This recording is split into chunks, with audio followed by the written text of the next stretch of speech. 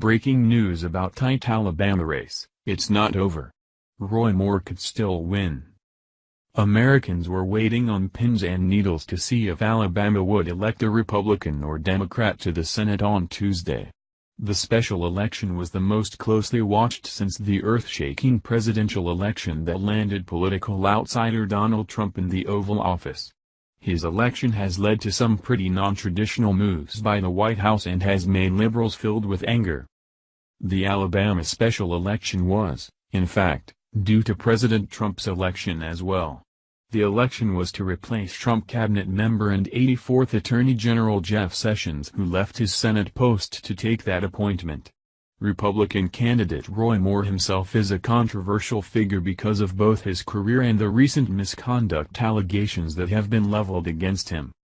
As you probably know by now, the race has been called for the Democratic candidate, Doug Jones.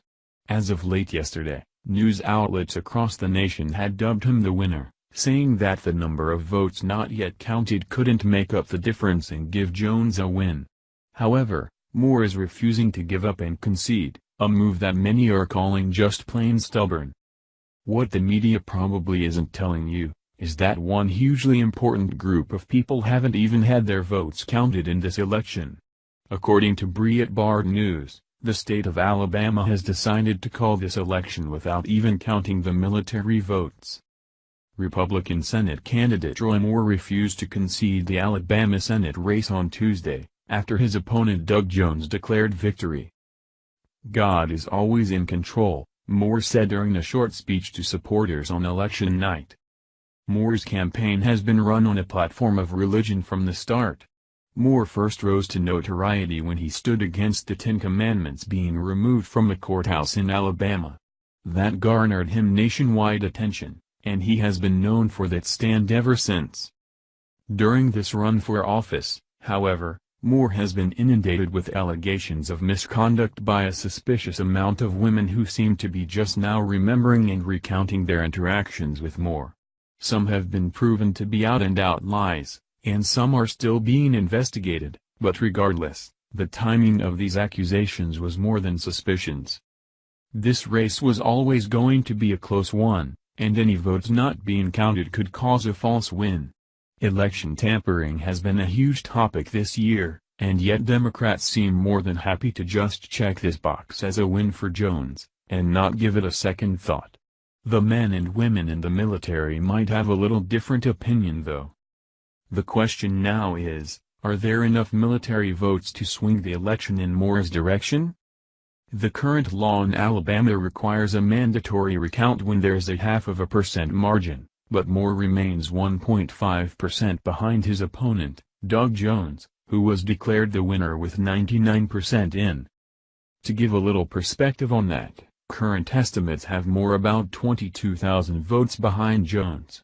That is 1.5%, with a potential 1% of regular votes, not the military votes in question, not having been counted yet.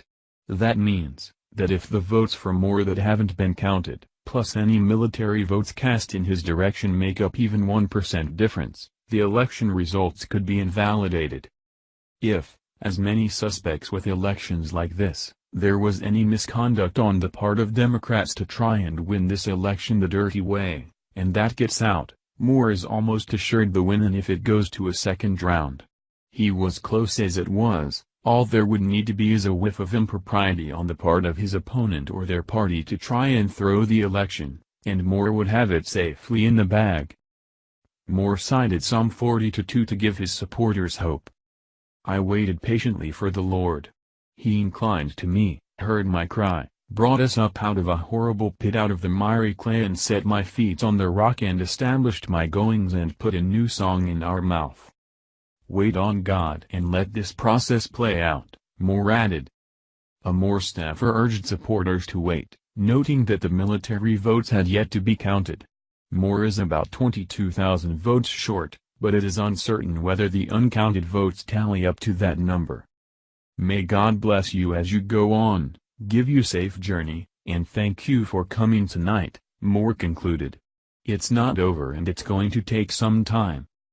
The election is scheduled to be certified by the Alabama Secretary of State by Christmas, but a recount throws that result into question.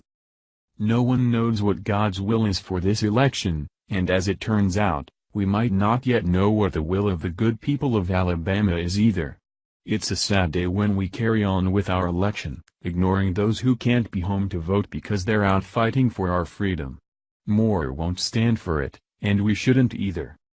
Thank you for watching this video. What do you think about this? Share this on Facebook and Twitter along with your comments.